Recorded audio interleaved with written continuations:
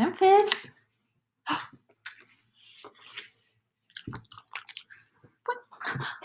Oh my god. Look who wanted to say hi to you guys today. He's scoping you out. He must miss you a whole lot. You ready to hear some Lulu? Yeah, he's ready. Good boy, dude. All right, guys. Last time I left you on the end of chapter 3 where Lulu was going to go to a sister's camp. Did she want to go? Nope. Last thing she told her parents was, I'm not going. But dearest darling, it's just for 2 weeks, said her mom. We've already signed you up for it, said her dad. Then unsign me up. You can't make me go, said Lulu very loudly, to which her mom replied, while her dad kept nodding his head in agreement, but maybe we can make you want to go? Make her want to go? What in the world was that supposed to mean? Were Lulu's mom and her dad warning her that if she didn't go, they'd take away her cell phone? Or her computer? Give her lots of timeouts? And no more desserts? Were they getting all strict and all stern? For surely the first time ever, letting her know that they'd make her go by making her real sorry if she didn't? And would our Lulu, scared they might actually mean it, decide that she'd better want to go to Camp Sisterhood? Don't be ridiculous. Lulu's mom and her dad would never try to make Lulu do anything by scaring her. They were more scared of Lulu than she was of them. They would only try, as they always tried, and as they're about to try now, to get her to do what they wanted her to do, by bribing her. Basically, by giving her and letting her do good stuff. Lots of good stuff. So much good stuff that she'd want to change her mind. But getting Lulu to change her mind, as a ton of tantrums has taught them, would not be easy. So here's what we've been thinking, said Lulu's mom. We've been thinking that after you spend 2 weeks at Camp Sisterhood, we're going to let you redecorate your room. Lulu, wearing a bored, that's supposed to thrill me look on her face, just shrugged her shoulders. Whatever. And, double your allowance, said her dad.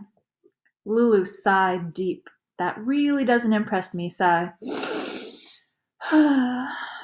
Once again, shrugging her shoulders. Whatever. You'll also be allowed, said her mom, to stay up as late as you want during the week, as well as on the weekends. Lulu was beginning to look interested.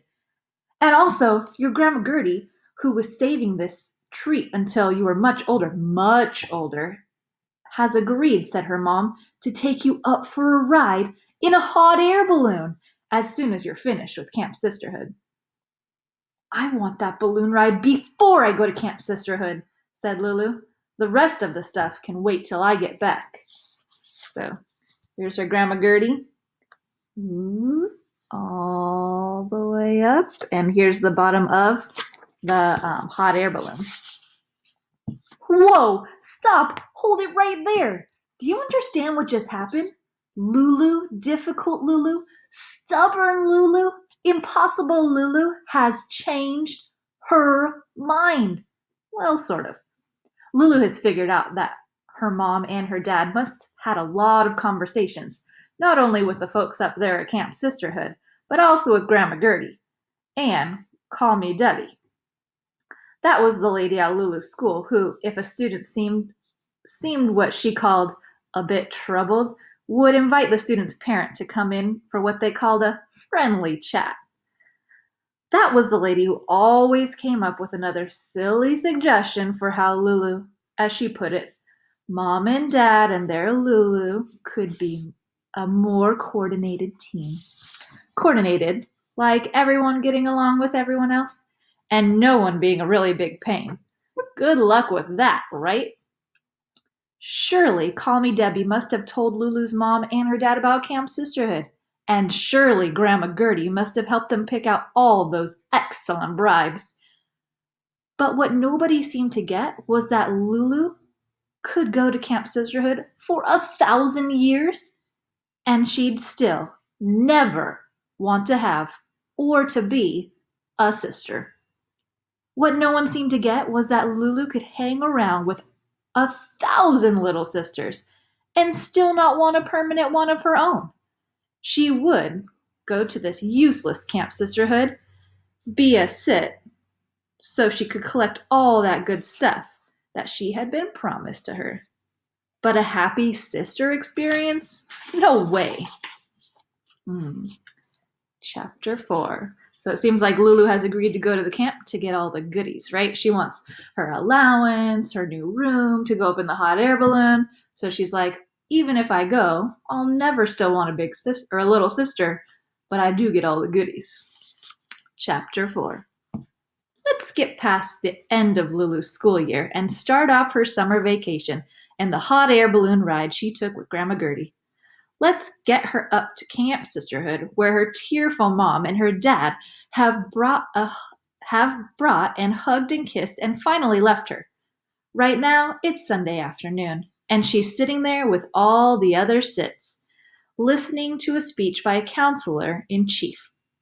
And this counselor-in-chief, who has turned out to be none other than Call Me Debbie, is telling the sits what they'll be experiencing during their wondrous, life-expanding 2 weeks.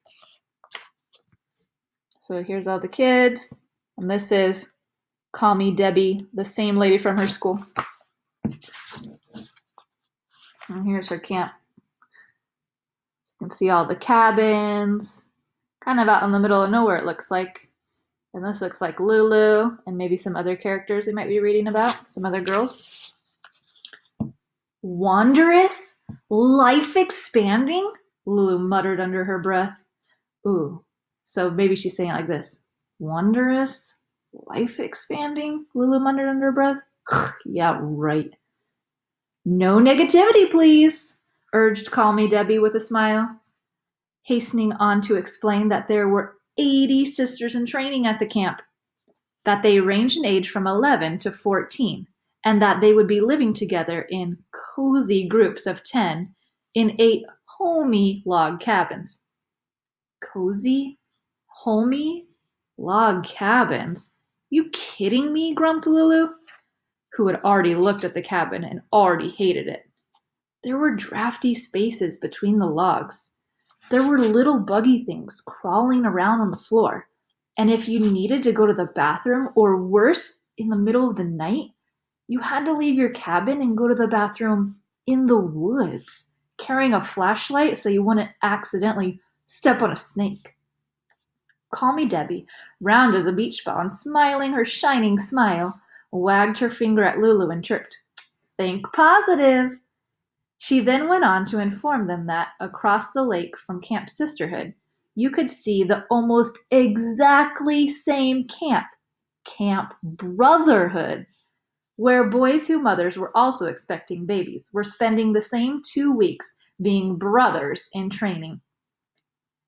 And at the end of that time, she continued, still smiling her bright big tooth smile, both of the camps will get together and celebrate with fun and games and yummy, delicious meals.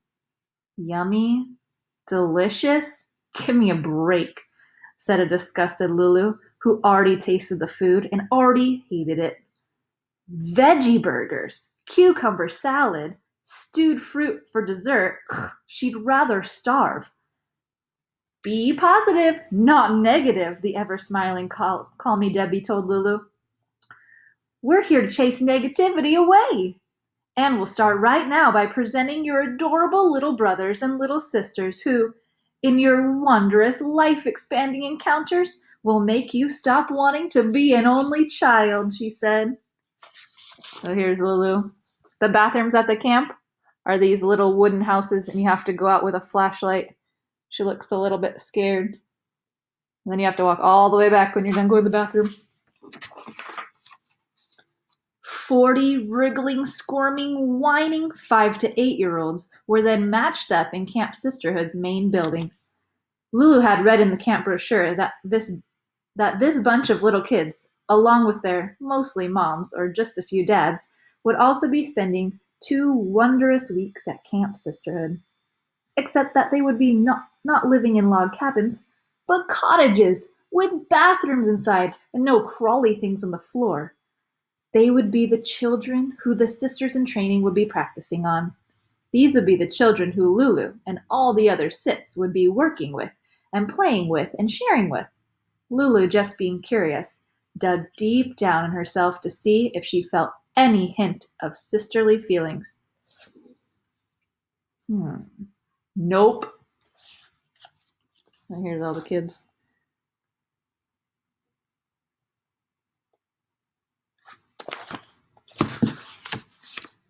All right, that's the end of chapter 4. We will stop right there, and I will see you guys tomorrow.